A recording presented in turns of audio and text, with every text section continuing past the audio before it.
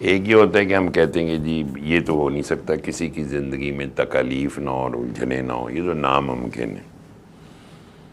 انہی کے سبب کچھ منفی سوچ ڈیولپ ہوتی ہے، کچھ وہم پیدا ہوتے ہیں، کچھ شکوک و شبہات وسواس جو بھی ہیں. وہ کون کون سی ایسی الجھنیں تکالیف تھیں جنہوں نے ان مسائل کو، وہموں کو اور منفی سوچ کو پروموٹ کیا؟ جی تھینک یو بابا جی. بابا جی اپنی تکالیف اور مصائب کا ذکر کرنے سے پہلے آپ کی اجازت سے حضرت علی کرم اللہ وجہہ کا ایک فرمان ہے کہ قلب میں جب نفاق پیدا ہوتا ہے تو ایک سیاہ نقطہ بن جاتا ہے، اور جب تاریکی بڑھتی ہے تو یہ سیاہی بڑھتی جاتی ہے، اور حتیٰ کہ یہ اتنی بڑھ جاتی ہے کہ سارا دل سیاہ ہو جاتا ہے. تو اس کے بعد انہوں نے نور کی بات کی کہ ایمان کے ساتھ کس طرح نور پیدا ہوتا ہے، اور جب وہ نور سے دل بھر جاتا ہے تو وہ دل نورانی ہو جاتا ہے. تو اس نور کی اور اس نورانی دل کی تو میں بات کرنے کی بالکل حیثیت نہیں رکھتی. میں اپنے اگر مصائب کی، پریشانیوں کی بات کروں تو میں ان کو اس ایک سیاہ نقطے کی مانند لیتی ہوں کہ میرا دل جو ہے وہ ایک تاریکی کی طرف گامزن تھا، مطلب سیاہی دل کے اندر بڑھ رہی تھی. لیکن یہ بات کہنے سے جو ہے نا خالی میں اپنی جان نہیں چھڑا سکتی، مجھے اس سیاہی کی وجوہات بھی بتانی پڑیں گی، اس کے سمٹمز کیا تھی، اس کیا پرابلمس تھیں جن کی وجہ سے دل سیاہ ہو رہا تھا. اور دل کے اوپر جو آپ نے اس دن ایک پتھر کی بات کی تھی نا کہ جیسے پتھر آ جاتا ہے، بوجھ بڑھتا جا رہا تھا، اور پتھر نہ میرے اندر ہٹانے کی خود سکت تھی اور نہ کوئی ہٹانے والا تھا، اور نہ میرا دل چاہتا تھا کہ یہ پتھر ہٹے جو ہے نا. بس اسی ایک گمراہی کی زندگی میں جو ہے نا سب چل رہا تھا. تو اس میں بابا جی چھوٹے چھوٹے پرابلمس تھے، کوئی جسمانی عارضہ کوئی اتنا بڑا نہیں تھا کہ جس کو میں کہوں کہ یہ شاید بہت بڑا مسئلہ تھا، لیکن وہ چھوٹے مسائل بھی ایسے ہوتے ہیں کہ وہ کمپلیکیٹ ہو کے آپ کا سکون، چین سب برباد کر رہے ہوتے ہیں. تو اس میں مثلاً مجھے جو ہے نا بیماری کا بہت خوف تھا، کسی کے بھی بیمار ہونے سے ڈر لگتا تھا، اپنے بیمار ہونے سے بھی. اور اگر کوئی مجھے بتاتا تھا نا کہ مجھے یہ پرابلم ہے تو اس کے اندر سے 80 to 90% سمٹمز میں اپنے اندر تلاش کر لیتی تھی. دا مین ہو واز اے ہاسپٹل کی اگر ایک عملی تفسیر کہیں نا، جیتا جاگتا نمونہ. اچھا، اس کے بعد کسی فارم میں ہاسپٹل کا فوبیا، دوائیوں کا فوبیا، ان ساری چیزوں کا. اور جو ہے نا لوگوں کے سامنے میں بڑی بہادر بن کے رہتی تھی کہ مجھے تو کوئی ان چیزوں کی پرواہ ہی نہیں ہے، اندر جو ہے نا میرے کیا چل رہا ہوتا تھا وہ مجھے پتا تھا. اس کے بعد نا اپنے نیئر اینڈ ڈیئر ونس کی ڈیتھ کا خوف کہ جیسے ان کا میں جو نا پرمٹ لکھوا کر لائی ہوں اور یہ سارے میرے ساتھ ہمیشہ رہیں گے اور انہوں نے کبھی میرے سے جدا نہیں ہونا. اور ایک خوف تھا کہ کوئی میرے سے قریبی جو ہے میرا رشتہ جو ہے وہ چھن نہ جائے. اچھا، ساتھ جو ہے نا اب میں اگر ورڈ اب اس کو انالائز کروں تو میں اوور ایمبیشیس تھی اپنے کیریئر کو لے کے، اپنی سوشل ذمہ داریاں جو ہسبینڈ کی جاب کے ساتھ میرے اوپر بھی تھیں، گھر کی ذمہ داریاں. اور مجھے یوں لگتا تھا کہ میں ایمبیشیس ہوں، ایمبیشیس ہونا کوئی بری بات نہیں ہے. جولیس سیزر بھی ایمبیشیس تھا، بلکہ اوور ایمبیشیس تھا، جس کی وجہ سے اس کا جو ہے نا وہ خاتمہ ہوا تھا. تو اگر میں بھی اوور ایمبیشیس ہوں یا ایمبیشیس کوئی ایسی بڑی بات نہیں ہے. اس کی وجہ سے کیا ہو رہا تھا، میں اپنے کیریئر کے پیچھے بھاگ رہی تھی، ایک کے بعد دوسری کامیابی. اس کے بعد میں نے آج جو ہے نا ٹیچر بن گئی ہوں، کل میں ٹرینر بن گئی ہوں، اس کے بعد میں سیکشن ہیڈ بن گئی ہوں، اب میں نے پرنسپل بننا ہے، اب میں نے ڈائریکٹر بننا ہے. ایک سلسلہ تھا. پھر اسکولوں کے نقشے بن رہے ہیں، پلانز بن رہے ہیں، مستقبل کی پلاننگ ہو رہی ہے کہ جیسے میں نے کوئی ایجوکیشن کی دنیا میں ایک انقلاب جو ہے نا وہ میرے تھرو ہی آئے گا، یہ سارا کچھ میں نہیں کرنا ہے. یہ سب کچھ چل رہا تھا. اور ساتھ ایک بڑی جو عجیب سی عادت تھی، اب میں تو اب اتنی کریج ہے کہ میں سب کے سامنے بیان کر سکوں، مجھے لوگوں کی گڈ بکس میں رہنے کا بڑا شوق تھا. ہر کسی کو میں نے خوش کرنا ہے، ہر ایرے غیرے کو میں نے خوش کرنا ہے. اور اس کے نتیجے میں ہو کیا رہا تھا کہ ایک خود فراموشی کی سینس اندر ڈیولپ ہو رہی تھی. نقصان مجھے یہ ہو رہا تھا کہ کبھی کبھار سیلف پٹی میں چلی جاتی تھی، اور کبھی کبھار بلا وجہ کا دل ہی دل میں رونا دھونا کہ میں تو بڑا سب کا خیال رکھتی ہوں، یا میرا تو کوئی خیال نہیں ہے کسی کو، یا یہ وہ وغیرہ وغیرہ بیکار کی بلا وجہ کی یہ چیزیں تھیں. ان کی وجہ سے انگزائٹی، ڈپریشن تو ابھی میں اس کو ایگزیکٹلی نہیں فگر آؤٹ کر سکی تھی ویدر اٹ واز ڈپریشن اور ناٹ، انگزائٹی، فیئر اور ہر وقت کچھ غلط ہو جانے کا خدشہ، مستقبل کا خوف، یہ ساری چیزیں جو ہیں یہ میری زندگی میں چل رہی تھیں. یہ سمٹمز تھے اور ریزن ڈیفینیٹلی ایک ہی تھی، اور وہ ریزن وہی تھی کہ اللہ سے دوری اور کسی اللہ کے دوست کا زندگی میں نہ ہونا. یہ سارے پرابلمز تھے جن سے میں گزر رہی تھی. واہ، یہ یاد رکھیے گا انہوں نے ایک بات کی کہ مستقبل کا خوف.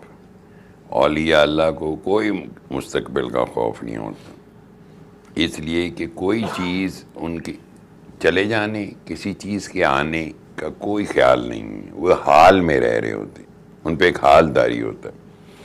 اچھا جی، آپ کا تعلق ملتان سے، ملتان کو مدینۃ الاولیاء بھی کہا جاتا ہے، لہٰذا ملتان میں رہنے والے جو ہیں ان کے لیے لفظ اولیاء اللہ یا ولی اللہ، چونکہ بے تحاشا ماشاء اللہ بہت حسین فقیر ہوئے وہاں پہ، مزاروں پہ جاتے ہیں، دعا بھی مانگتے ہیں. اچھا جی، پھر ایک خیال آتا ہے کہ یار اگر کوئی زندہ ہی مل جائے، ہوتا ہے نا بندہ کے اندر اپنے ہی ایک فیئرز ہوتے ہیں کہ یار یہ تو قبر ہے. تو اگر آپ کبھی خیال آیا بیک آف مائنڈ میں کہ یار اگر یہ کوئی زندہ ہی ایسا مل جائے سامنے موجود ہو تو میرے تمام دکھ تکلیفیں ختم ہو سکتی ہیں، یہ سارے جو خوف اور یہ جتنی فیئرز سے. بابا جی، ولی اللہ کا فرینکلی سپیکنگ جو ہے نا، مجھے ایک ویگ کانسیپٹ تھا. ولی اللہ کا مجھے پتا تھا کہ ولی اللہ ور ان پاسٹ، بس یہ ایک میرے ذہن میں تھا کہ وہ گزر گئے، اور فی زمانہ جو ہے نا وہ ولی اللہ نہیں ہوتے. شاید کبھی کبھار کوئی نیک لوگ مل جاتے ہیں جن سے آپ جو ہے نا کوئی اثر لے لیتے ہیں. اور ہمارے گھر تھوڑا رجحان تھا لٹریچر، اردو لٹریچر پڑھنے کا، اور میں چونکہ گھر میں سب سے چھوٹی تھی، اور بڑے جو ہیں نا ان کو لٹریچر پڑھتے دیکھ کر میرے دل میں یہ آتا تھا کہ مجھے بھی اب نونہال اور تعلیم و تربیت سے باہر نکل جانا چاہیے، اور میں بھی ذرا کوئی اس طرح کی چیزیں پڑھوں. تو میں نے دیکھا دیکھی اپنے بڑے بھائیوں کی، امی ابو کی دیکھا دیکھی، میں نے شہاب نامہ، لبیک، ممتاز مفتی کو، اشفاق صاحب کو، پتہ نہیں کس کس کو پڑھ ڈالا. آدھی باتیں میری سر سے گزر گئیں، بلکہ شاید ساری باتیں سر سے اب تو لگتا ہے گزر گئی تھی. کچھ جو سمجھ آیا نا کہ ان لوگوں کو بھی، ان رائٹرز کو بھی کوئی ایک مل جاتا ہے اللہ کا نیک بندہ، پھر وہ ان کی زندگی بدل دیتا ہے. اب زندگی بدلنے کا جو کانسیپٹ تھا نا وہ بڑا انٹرسٹنگ تھا. وہ زندگی بدل کے نا بندہ نیک ہو جاتا ہے بہت، اس کو گارنٹی مل جاتی ہے وہ جنت میں جائے گا اور دوزخ میں انٹری بین ہوگی اس کی جو ہے نا. اور دوسرا نیک بننے کا ایک اور بھی مجھے یہ تھا کہ اس کے ساتھ ساتھ نا ایک ٹکٹ میں دو مزے ہوں گے، دنیا کی ساری خواہشات پوری ہوں گی اور اللہ تعالیٰ ساتھ ساتھ جو ہے نا نیک بھی بنا دے گا. تو یہ مجھے میرے دل میں یہ بہت ہوتا تھا کہ کوئی میری زندگی میں بھی نیک بندہ آئے جو چھوٹی چھوٹی میری، جن کو میں جائز کہتی تھی نا، یہ جائز خواہشات ہیں کہ میں یہ بن جاؤں، یہ ہو جائے ایسا، تو وہ ساری خواہشات بھی پوری کر دیں، اور ساتھ وہ کہے کہ بیٹا تم بس سیدھی اب جنت میں جاؤ، تم نے لینڈ وہیں پہ جا کے کرنا ہے، آگے پیچھے کچھ نہیں ہے باقی. مطلب مجھے یہ تھا کہ ولی اللہ کا یہ میرے ذہن میں تھا. واہ، یہ بھی سچ ہے جی جو روبیہ جی نے کہا کہ ہمارے ذہنوں میں کیا پرسیپشنس ہیں اولیاء اللہ کی، چونکہ بعد میں کلندر پاک کے خیال اور نسبت اور تسلسل اور قرآن کا سننا اور اس سے بڑی تبدیلی. اچھا جی، کبھی تو کوئی ملا ہوگا، جیسے آپ نے شہاب نامہ پڑھ لیا، لبیک پڑھ لی، یا الک نگری ہے، یا اور بہت ساری کتابیں ہیں عصر حاضر سے اور پچھلے زمانوں میں، میاں کے علاوہ کہ جو ایسا ایک انسان ملا ہو جس کے بعد آپ کو لگا ہو یہ مجھے راستہ دکھا سکتا ہے صحیح. جی بابا جی، بالکل ایسے بہت سے لوگ آئے زندگی میں، اور وہ بلا شبہ اچھے انسان تھے. اور مسئلہ یہ تھا نا کہ ایک تو چلیں کوئی ولی اللہ کی پہچان، واقفیت، کوئی اتنا کوئی نالج نہیں تھی. دوسری بات میرا خیال ہے یہ ہے بابا جی کہ جو میرے اندر جو سلیں کھڑی ہوئی تھیں نا، اور وہ جو آپ بتوں کا ذکر کرتے ہیں، وہ اتنے مطلب اسٹرانگ تھے کہ وہ ایکسیپٹنس نہیں آ رہی تھی. مطلب یہ نہیں ہو رہا تھا کہ اگر کوئی لگتا ہے کہ یہ، اور کچھ کوئی بات کسی کی نا دل کو نہیں لگ رہی تھی. مطلب اب میں یہ بلیم خود کو دے رہی ہوں، پہلے مجھے لگتا تھا کہ شاید میں کسی غلط گاڑی میں بیٹھ گئی ہوں.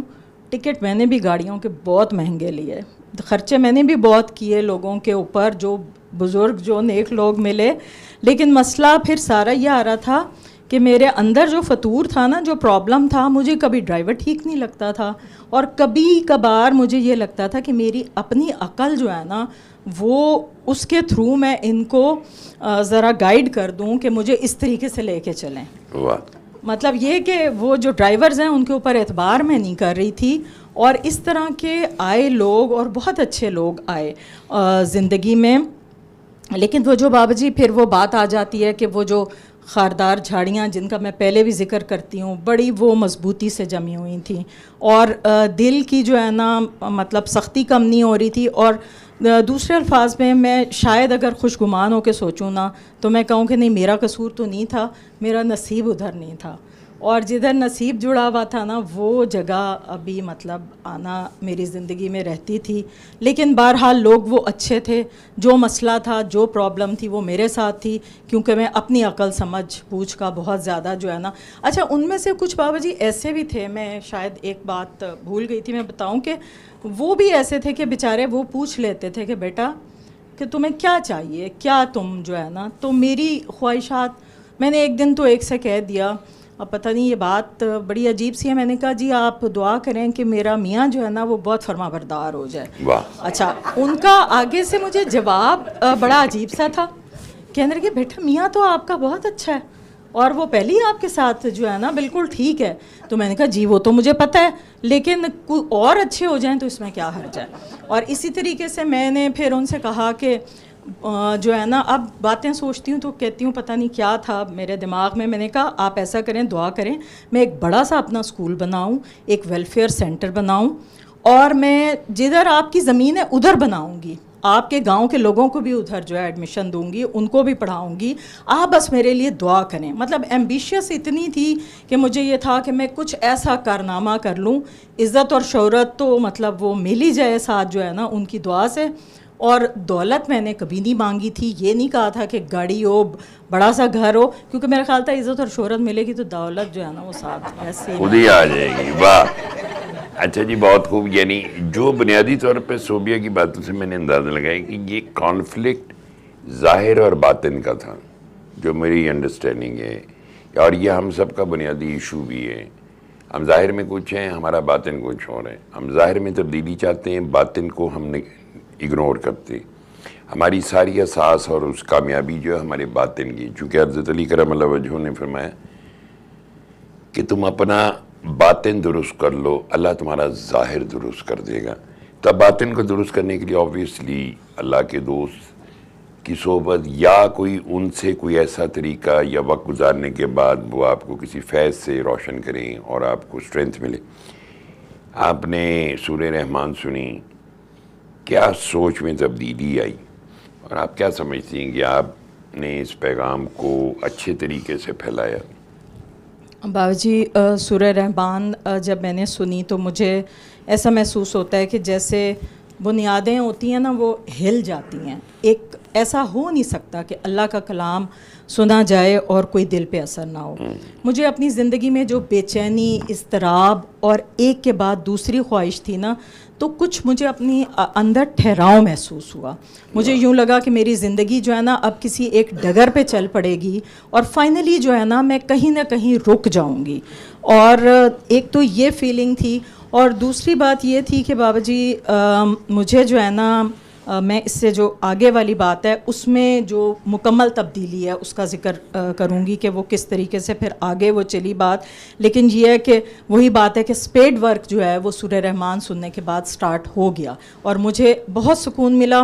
اور افسوس کی بات یہ تھی کہ جب میں نے سورہ رحمان سنی تو اس وقت میری قلندر پاک رحمۃ اللہ علیہ سے اس طریقے سے شناسائی کہہ لیں کہ نہیں تھی, تعارف نہیں تھا, اور مجھے ان کے روحانی وارث کا بھی نہیں پتہ تھا. لیکن وہی بات ہے کہ اللہ کا کلام ہے اور ایک فقیر کی یہ عطا ہے, اتنی بڑی نعمت ہے, تو اس کے بعد جو ہے نا سکون بہت آیا. اب جہاں تک پیغام پھیلانے کی بات ہے تو پیغام کو میں جس طریقے سے مجھے پھیلانا چاہیے مجھے ہمیشہ یہی لگتا ہے کہ میں نہیں پھیلا رہی. لیکن میرے پیغام پھیلانے میں زیادہ تر جو لوگ ہیں وہ ڈومیسٹک لیول پہ میں پھیلا رہی ہوں. جو ڈومیسٹک سٹاف ہوتا ہے نا, میں اس کو لوور اسٹاف تو نہیں کہہ سکتی, نو بڈی از لوور, مطلب میں بات کر رہی ہوں میڈس کی, ڈرائیورس کی, اس طرح کے جو لوگ ہیں, میری اسکول کی آیاز وغیرہ تھیں, ان کو میں نے پیغام جب دیا تو مجھے یوں لگا کہ ان میں ایکسیپٹنس جو ہے نا وہ پڑھے لکھے لوگوں کی نسبت زیادہ تھی. آئی ڈونٹ نو, یہ ایک ایکسپیرینس تھا میرا نا, اور انہوں نے بڑی خوش دلی سے اس چیز کو لیا. لیکن جس طرح انہوں نے ان میں ایکسیپٹنس زیادہ تھی, اس کے ساتھ جو چیز ایک خطرناک بات تھی کہ وہ جو پیغام دینے والا ہے نا اس کو بہت ایک دم سے چڑھانے کی کوشش کرتے ہیں. مثال کے طور پہ ڈرائیور کے 12 سال کے بعد بیٹا ہوا, سورہ رحمان سنی اس نے اور اس کی بیوی نے.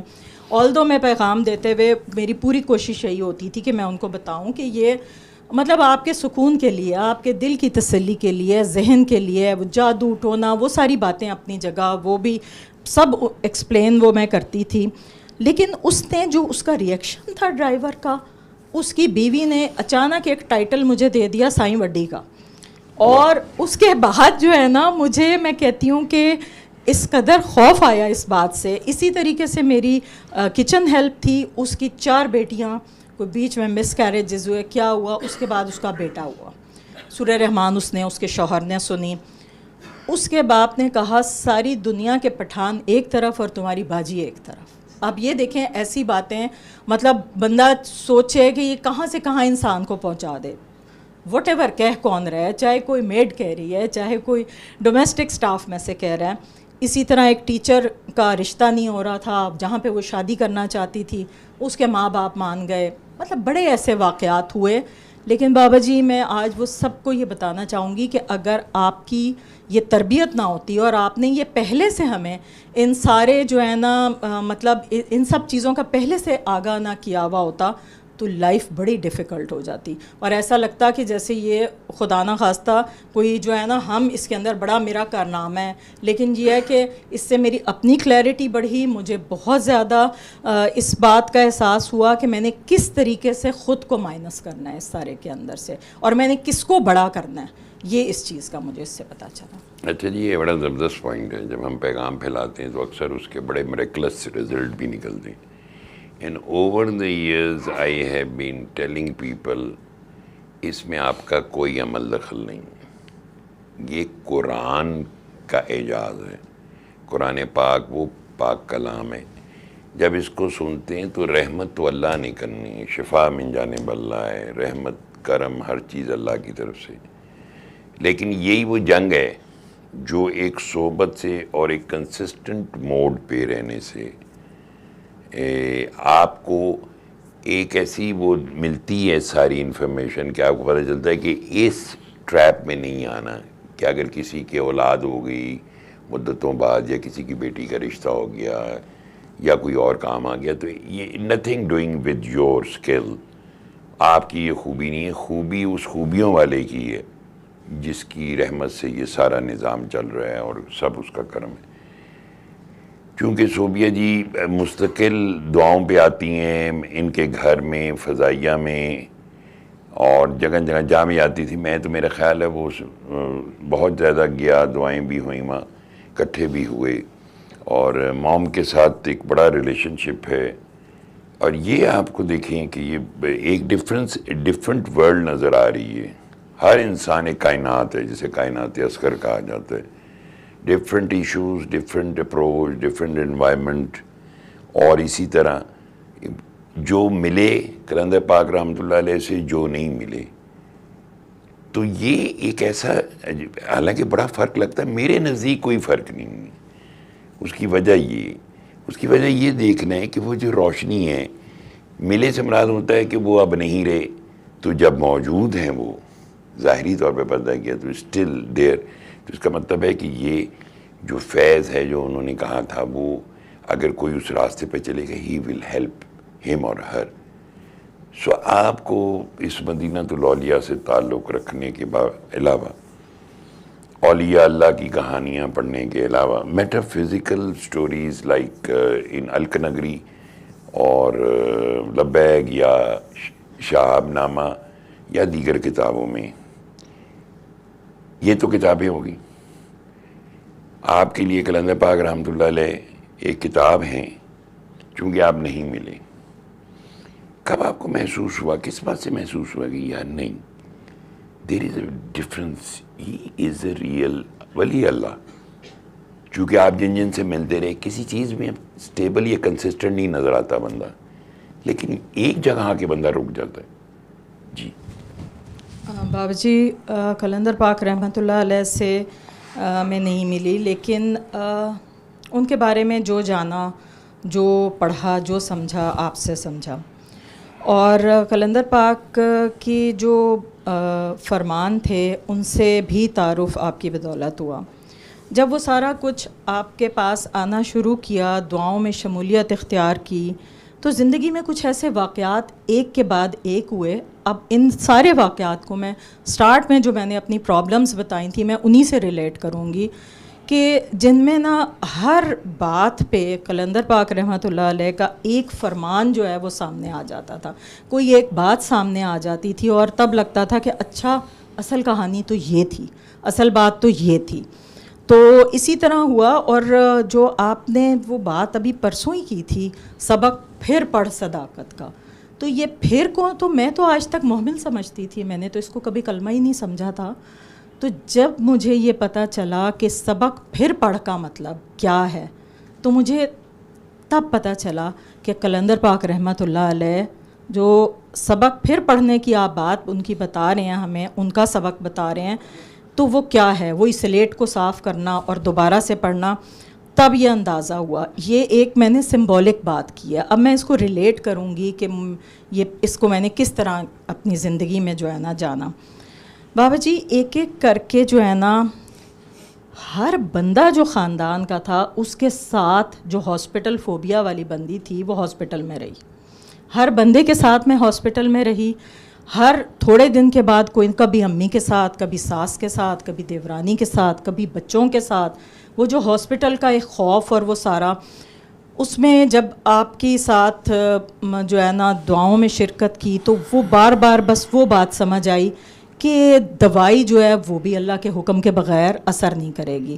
اور یہ کہ جسم جو آپ بتاتے ہیں کہ جسم اللہ تعالیٰ کی ملکیت ہے, اللہ تعالیٰ اس کو جیسا رکھے, یہ چیز ذہن میں آئی. اس چیز نے مجھے بتایا کہ قلندر پاک رحمۃ اللہ علیہ اللہ تعالیٰ کے ولی ہیں, اللہ تعالیٰ کے دوست ہیں. اس کے بعد نیئر اینڈ ڈیئر ونس کے جانے کا خوف, ایک ایک کر کے اللہ تعالیٰ نے بہت سارے رشتے مجھ سے لیے, جس پہ وہ والی بات کہ مرض الموت کا علاج نہیں ہے. ہمیشہ آپ نے قلندر پاک کی یہ بات بتائی, یہ بھی فیز گزر گیا. اس کے بعد کیا وہ پلاننگ تھی, کیا وہ نقشے تھے, کتنے بڑے بڑے سکولز تھے, کیا کیا کچھ بننا ابھی باقی تھا, مستقبل میں کیا کیا کچھ ہونا تھا. پرنسپل تک پہنچ گئی تھی, ابھی ڈائریکٹر بھی بننا تھا, ریجنل ڈائریکٹر بھی بننا تھا, ابھی تو بہت کچھ ہونا تھا. لیکن وہ سارا کچھ بیٹھ گیا, وہ سارا کچھ تھم گیا. اور پتہ یہ چلا کہ مطلب ستم ظریفی دیکھیں کہ مقصود تخلیق نہیں پتہ تو میں کون سی تخلیق کرنے جا رہی ہوں, کیا بنانے جا رہی ہوں, کیا کر لوں گی, کیا کارنامے کر لوں گی. مجھے تو اللہ کا نہیں پتہ, مجھے اللہ کی پہچان نہیں ہے, مجھے یہ نہیں پتہ کہ مجھے کس لیے بھیجا گیا. تو قلندر پاک رحمۃ اللہ علیہ نے ہمیں اللہ کی پہچان کرائی, اللہ سے تعلق قائم کیا. تو یہ کیسے ہو سکتا ہے کہ جو میرے دل کی گندگی صاف کر رہا ہے, میرے دل پہ سے بوجھ ہٹا رہا ہے, میں مانوں نہ کہ وہ اللہ تعالیٰ کا ولی ہے. اس کے بعد پے در پے اس طرح کے اور کئی معاملات ہوئے جن چیزوں کی طرف نظر اٹھا کے نہیں دیکھا, جو چیزیں مانی نہیں, کبھی مانگی نہیں, وہ چیزیں خود بخود جھولی میں آ کے گری. جو تمہارے نصیب میں ہے وہ ہر صورت ملے گا, اور جو نصیب میں نہیں ہے وہ تمہیں بابا بھی نہیں دلا سکتا. یہ سب باتیں جو ہیں یہ ساری ڈرائیونگ فورسز تھیں, یہ مجبور کرتی ہیں یہ سوچنے پر. اور میں اپنے پورے ہوش و حواس میں اور میں اپنے دل و جان سے یہ بات جو ہے نا مانتی ہوں کہ قلندر پاک اللہ تعالیٰ کے ولی ہیں اور وہ اللہ تعالیٰ کے دوست ہیں, اور انہوں نے میری زندگی میں اللہ کی محبت کا چراغ روشن کیا. اچھا جی, ایک بات بڑی زبردست سے نا بیچ میں کہی کہ محبت والی اور رنگ والی. دیکھیں, ایک ہوتا ہے آپ نے سورہ رحمان سن لی, دوسرا یہ ہے کہ پھر آپ نے وہ جیسے کلندر پاک رحمۃ اللہ علیہ فرمایا کرتے تھے ہمارے ہاں رابطہ نہیں پاتے تھے. بہت ساری میریکل سٹارٹ ہیپننگ آپ کے ارد گرد آپ کی زندگی میں. وہ چیزیں کبھی جو آپ کو مشکل لگتی تھی اچانک آسان ہونی شروع ہو جاتی. اچھا جب وہ آسان ہوتی ہیں تو اچانک آپ کے پاس ایک سنک ریفرنس ہوتا ہے کلندر پاک کے فرمان کا کہ جو تمہارے نصیب میں ہے، جیسے میں نے ذکر کیا، وہ تمہیں مل کے رہے گا، اور جو تمہارے نصیب میں نہیں ہے وہ تمہیں بابا بھی نہیں دلوا سکتا. تو وہ اٹیسٹ ہونی شروع ہو جاتی ہیں باتیں ساری. And then you suddenly from deep inside you say کہ یار نہیں، ولی اللہ جو ہوتے ہیں وہ سچے ہوتے ہیں، چونکہ قرآن نے یہ کہا سچوں کے ساتھ ہو جاؤ. اب سچوں کے ساتھ ہو جاؤ تو وہ ملنا اور یا نہ ملنا، ملنے کا ظاہر ہے ایک فلیور بہت شاندار ہوتا ہے کہ چونکہ ملنے والا جو ہے وہ اپنی سارا جو محبت کا جو رنگ ہے یا جو اپنا اس کی جو وائبرنٹ ایک سول ہو جاتی ہے وہ نہ ملنے والوں کو تقسیم کرتا ہے. یوں چراغ سے چراغ جلتا ہے. ایک بات یہ مجھے آخر میں بتا دیں، کیا یہ فرق لگتا ہے کہ جو نہیں ملا وہ کلندر پاک سے کی محبت اس میں نمایاں نہیں ہو سکتی، یہ رنگ نہیں چڑھ سکتا محبت میں؟ بابا جی یہ سوال مجھے سب سے اچھا لگا تھا جب میں نے یہ ساری بات پڑھی تھی، اور میں ابھی موم کو پہلے بتا رہی تھی کہ یہ سوال کا جواب سوچتے ہوئے نا میں بہت ایموشنل ہو گئی تھی. بابا جی مجھے نہیں لگتا کبھی بھی ایسے کہ میں کلندر پاک سے نہیں ملی. واہ. مجھے قطعاً کوئی افسوس نہیں ہے کہ میں ان سے نہیں ملی، اور نہ مجھے کوئی رشک آتا ہے سوچ کے کہ پتہ نہیں کتنے لوگ ان سے ملے اور کاش کہ میں بھی مل لیتی. ایسی کبھی میرے دل میں فیلنگ نہیں آئی، کیونکہ کلندر پاک تو کوئی ظاہری کوئی وجود ہے ہی نہیں نا کہ ایک وہ فزیکل ان کی پریزنس کی ضرورت نہیں ہے مجھے. میں نے کلندر پاک رحمۃ اللہ علیہ سے جب بھی رابطہ کیا، جب آنکھیں بند کر کے میں نے کسی مشکل میں پڑی اور میں نے جو ہے نا ان کو اپنی سوچوں میں بسایا، اپنے دل میں بسایا، اپنے خیال میں، تو ایسا کبھی نہیں ہوا کہ انہوں نے رسپونڈ نہ کیا ہو. تو ایسا بندہ، ایسا انسان جو آپ کو رسپانس بھی کر رہا ہے، آپ کی بات کا جواب بھی دے رہا ہے اور وہ آپ کے خیال میں ہے، یہ کیسے ہو سکتا ہے کہ آپ اس سے نہیں ملے ہیں؟ تو مجھے اس چیز کا نہ کوئی افسوس ہے اور نہ ہی مجھے ایسا لگتا ہے، کیونکہ مجھے ایسے لگتا ہے وہ ہمیشہ سے تھے میرے ساتھ، اور میں ان سے پتہ نہیں کتنے سالوں پہلے ملی تھی اور کب سے جو ہے نا میں ہوں ان کے ساتھ. اور دوسری بات بابا جی اس کی ایک اور میں کرنا چاہوں گی، اور بات وہی ہے کہ چھوٹا منہ بڑی بات، لیکن بات یہ ہے کہ کلندر پاک رحمۃ اللہ علیہ نے ہی فرمایا تھا نا کہ ان کا ظاہر چھپ جائے گا اور باطن عیاں ہو جائے گا. تو باطن تو ہم سب کے سامنے ہیں، باطن تو عیاں ہیں بابا جی. آلدو آئی نو کہ یو ڈونٹ لائک دس، کہ آپ اس بات کو پسند نہیں کرتے کہ آپ کی بات کی جائے، لیکن بابا جی میں تو آپ کی طرف دیکھ رہی ہوں نا.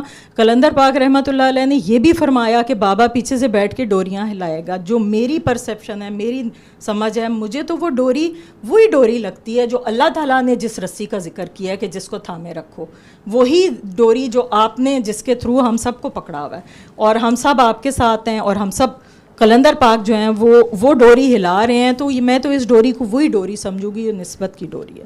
اور اللہ تعالیٰ بس مجھے ہمیشہ اس ڈوری کو تھام کے رکھنے کی جو ہے نا وہ توفیق عطا فرمائے، کیونکہ یہ چیز تو ہے کہ اصل یہی ہے، حقیقت یہی ہے، اور باقی سب تو فریب ہے. تو جس میں تھی وہ فریب تھا، جس میں ابھی بھی جو ہے پھنس جاتی ہوں وہ فریب ہے، لیکن حقیقت جو ہے نا وہ صرف اور صرف یہ رسی ہے، یہ ڈوری ہے جس کو میں نے تھام کے رکھنا ہے. اور میری اللہ سے دعا ہے کہ میرے مرنے کے بعد بھی جو ہے نا ہمیشہ میں اسی حقیقت میں رہوں.